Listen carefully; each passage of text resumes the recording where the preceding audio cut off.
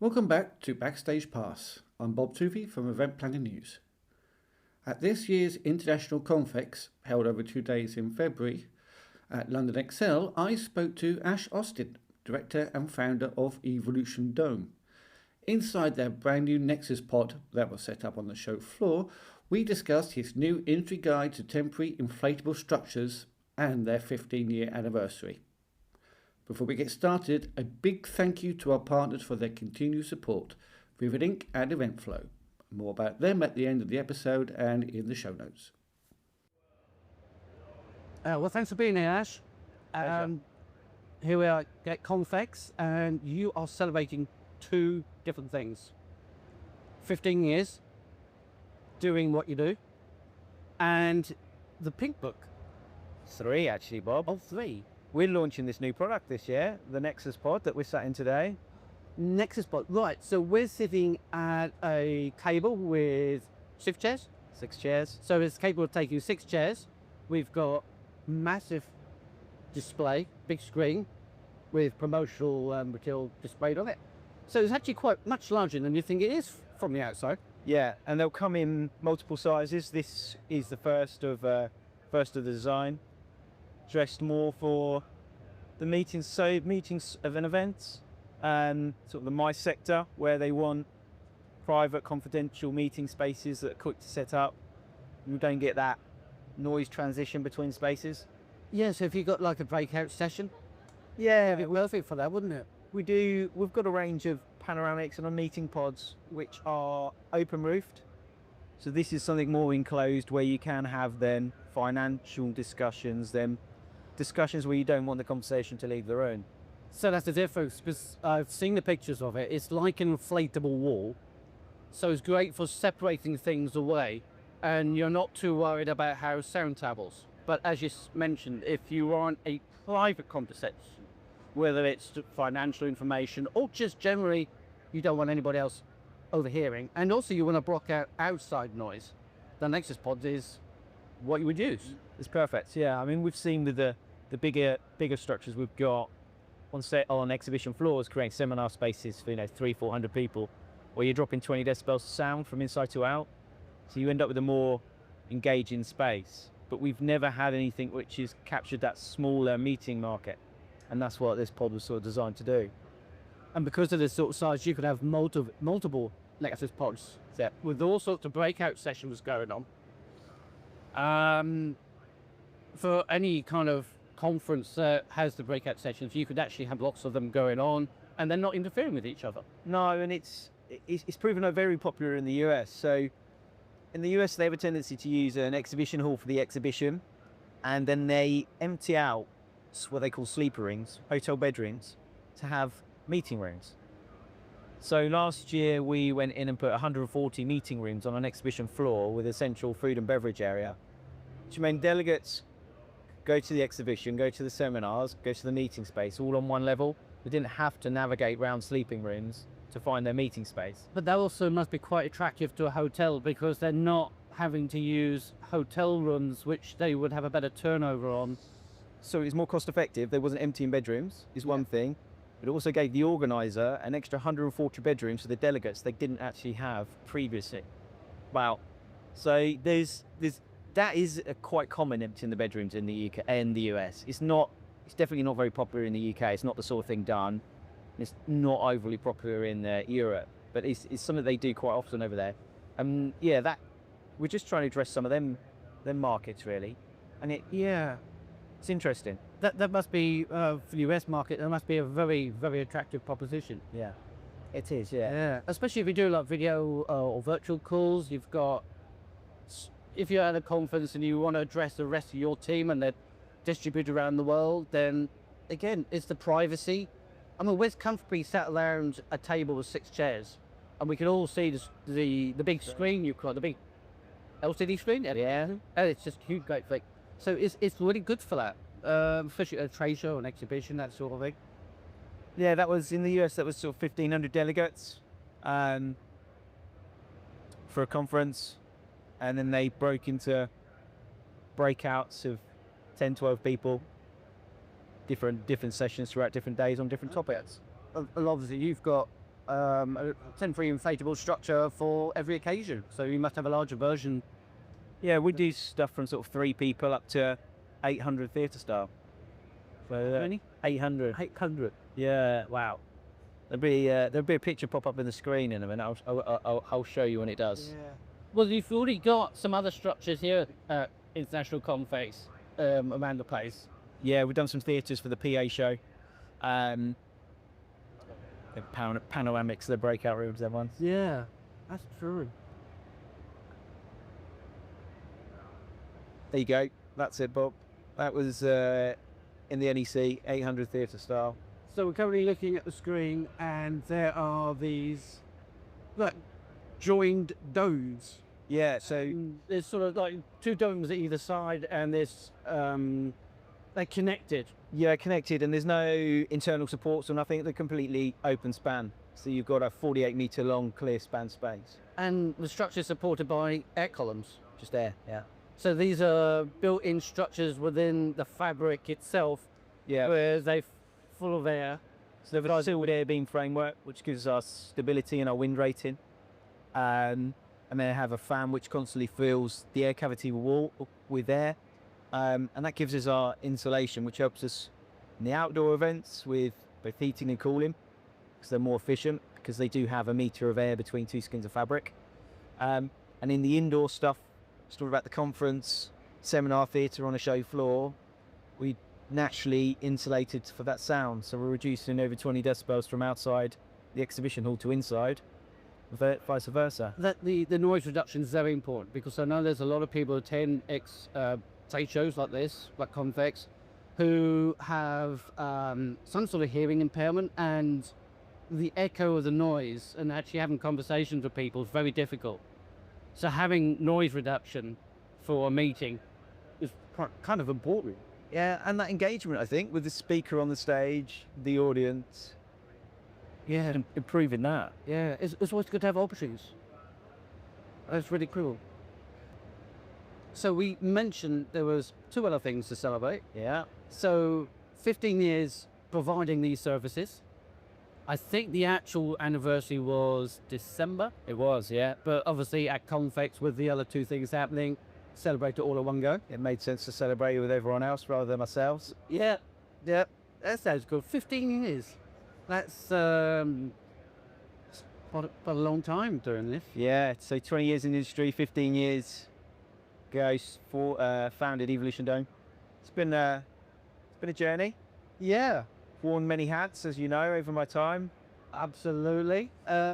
Is there any point doing that 15 years? There must have been points where you thought, no, this is it. I've really screwed up. I've done something, and I can't see us being in business next year. I actually, 2 years in, Bob, I was like, do you know what? I think we're done. We can't do this well. We shouldn't carry on doing it. And that's when we took a step back and we designed the sealed air beam product, which is what's made us market leaders today, because inflatable structures weren't safe enough. And that sealed air beam is what's transformed them into a reliable, robust product now. Yeah, so we're mentioning again the air beams built into the fabric of the temporary inflatable structure itself.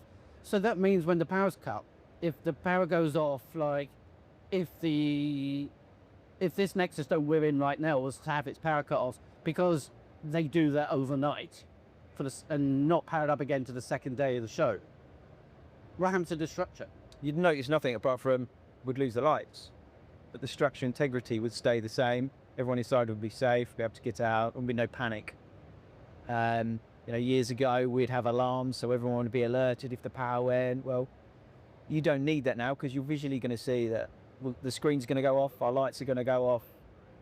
We're probably not going to have the meeting we're going to have now. Yeah, but it's safe. but that's also very reassuring for anybody who's sitting inside, having a meeting, having a chat, and all of a sudden the power cuts. Nobody's going to be rushing out because, oh my God, it's going to collapse on our heads. Exactly that. And that's what's set us apart. That took 18 months to design it, a lot of R&D. So And that's what sets us apart, really. So that 2 year into business, realizing things are going to change. So you've gone from, I don't see us carrying on, we're not going to do that, brilliant, I think this is it. Having this reevaluation of what you're doing, seeing what's needed, and you flipped it into something so positive that's allowed you to continue trading up to, well, today. Yeah, it's whether it's a good trait or a bad trait, I always believe if you can't do something well, you don't bother doing it at all. That's a good point of view. So, yeah, it was an eye opener on some of them. We wasn't designing them. We was back in them days. We was purchasing them from a manufacturer who subs through here, are not more trading now. But yeah, it was a journey. I can imagine. But also you're the manufacturer of these things now. Yeah, This means you've got total control over the quality, the features that are built in without relying on a third-party company. Yeah, the material quality, the fire retardancy, the UV stability, and all of them kind of things, which I think people forget about. Which neatly leads us into the Peat Book. Yeah, I think it's a great name for what you've produced. it's an educational document. It's non-biased. It's it's not something we've put out to promote ourselves. It's something we've put out to educate. Inflatable event structure's got a bigger place in the events industry now, a big footprint. We're not going to take all the credit for it, but we've grown a brand within that industry. There's other people entering in that space, and that's a positive thing. But organisers need to be aware of the challenges, limitations of a product, and what a good product looks like versus a bad product. Yeah. So it's not so much. It's not marketing, is it? This is actual. You could almost consider it to be a proposal for the installation, the safe installation, the safe use and care of a temporary inflatable structure. Yeah, so there's all sorts of things inside for out there for aluminium steel frame buildings. Your normal marquee, if you like. But there's nothing out there that's guiding anyone for inflatable event structures, whether that's compliance, sustainability, operational risks, environmental, accessibility, all them sort of responsibilities that organisers should be aware of. You do, when I read through the document, the paper, you do see sort of a lot of do's and don'ts. But some of it's you wouldn't think of. And I think if anybody's, it's not just simply for companies that provide a thing and say, well, we better do this as well because it makes sense, but it also reassures anybody who wants to use one, they can actually see what they should be looking at. Definitely. And that's 15 years of research and development, design, growing pains that have gone into a document to try and help the industry as an inflatable structure industry. I must say it's impressive that you've put this 15 years of experience into a document and said, here you go, look at this. Not paywalled, it's not charged for, but it's as I said, it's like a proposal for the industry. If you want to do this, this is our considered opinion on how to do it safely and correctly. If you're going to do this, do it well. Because we've spent 15 years educating people on the products, the benefits, how safe they are. And that needs to, we'd love to see that continue. Because you only need someone to have a bad experience in one, and it doesn't give the reputation of the product. But if it's our product or someone else's product, fair name they deserve. Absolutely. Well, it's also, because for an event organizer who says or thinks to themselves they need a structure like Nexus we're in now, if they have a bad experience, they'll probably never use one again. No. And also it might cause other legal problems if something really bad happens. So there's a big focus on innovation, and that's what we're trying to do, but in a sustainable designed, reliable manner. Yeah. Try and remove some of the headaches for the event planners and for the people who use it. So, with that in mind, what does the next 3 years look like? Not just for you, but also for Evolution Dome, both of you. I mean, I was 40 last week, Bob, so retirement's still there. I've still got a good 3 years in me, I think. setting up yet and retiring to the Bahamas. We're in a good place in the UK. You know, the brand's known, the product's known, people understand the benefits. 2 years into the US, I wouldn't have said we've conquered it by any stretch. It's a big place, but we've done a lot of that educational journey. People understand the benefit there. People are getting on board with the product. They can see the benefits. And we're hopefully 2 weeks away from having a distributor in Singapore. And we'll go through that journey of educating again. But that journey of educating is something I enjoy because it's something I've spent 15 years designing, educating, going through the peaks and troughs and the pains of designing a product, and that education is something I'm still enjoying. So yeah, we should be 2 weeks away from having a distributor in stock in Singapore. We are looking to enter into Dubai this year, the UAE, Dubai, Saudi. That's going to be a big market. Be a big market, and especially we've got kit over there at the minute. We've done projects over there, especially with the temperature challenges they have and being such an insulated product are effective to cool. And we need to push further into our own doorstep in Europe. These challenges there with costs where, with carnets and shipping stuff, like next week we're in Denmark and we're shipping out of the UK. It's not ideal for us, it's not ideal for the client. And we're just trying to cut that carbon footprint, make that buyer journey for the client better. So yeah, more distributors is a plan over the next 3 years. With distributors makes life a little easier, as you pointed out. Fabulous. Well, thank you so much for your time. I love being in this Nexus pod. It's not as hot as I thought it was going to be. It's quite cool. So yeah, thank you so much for your time. Thank you, Bob.